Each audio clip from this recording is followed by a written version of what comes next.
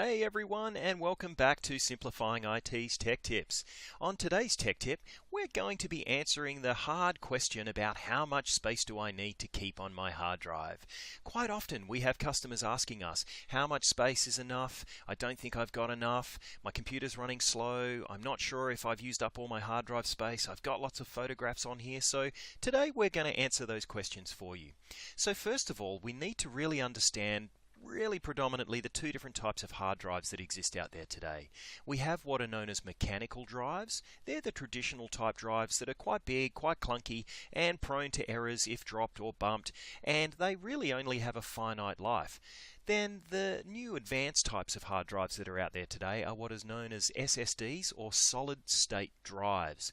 These drives consist of large arrays of memory so that they can store the information very quickly. The read and write access of those is very fast, and predominantly by today's standards it's pretty reliable technology. But the way these drives operate and the way they store the information is a little bit different. Therefore, the space that you need to keep as a free area on that drive has also some differences as well. So first of all, let's have a look at these two different types of drives. On this computer here, we have a solid state drive that is the C drive.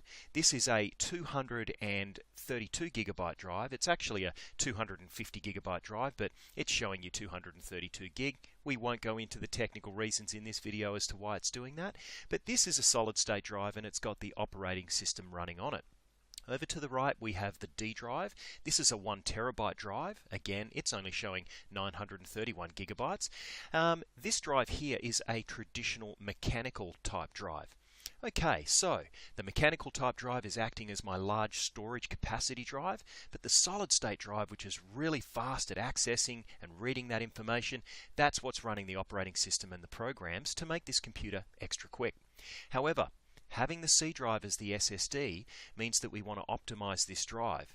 We want to change the location of where information is being stored as to not fill up that drive, so that things like documents, downloads, videos, pictures, so on and so forth, their default location are being navigated to the D drive. Now we've got another tech video showing you how to change those locations, so I won't go into too much detail about that here.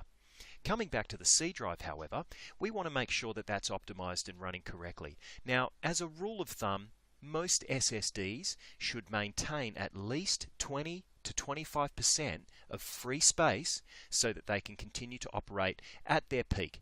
If you go into that or exceed that capacity by a little bit, it's not so bad, but if you're really pushing that SSD drive to its maximum capacity, you're going to experience massive slowdowns in the performance, and sometimes you can even have some Windows errors occurring. So by a rule of thumb, 20 to 25%.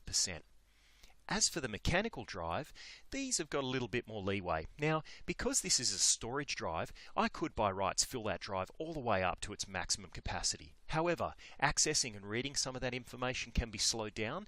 However, it's not as critical if it's not acting as your operating system or program's drive. Now, as a rule of thumb, mechanical hard drives should be anywhere from around 10 to 15% of free capacity. That way they can continue to operate nice and happily and they won't cause you too many problems. Most of the time on computers as well, if you're having performance issues and you feel like the computer's running slow, 9 times out of 10 it can be narrowed down to the actual hard drive itself, and in the case of a mechanical drive it can be physical errors on that drive. Either it's had some bumps or knocks, or it's probably reaching the end of its life. Anyway, that's it for today's Simplifying IT Tech Tips. Thanks and bye for now.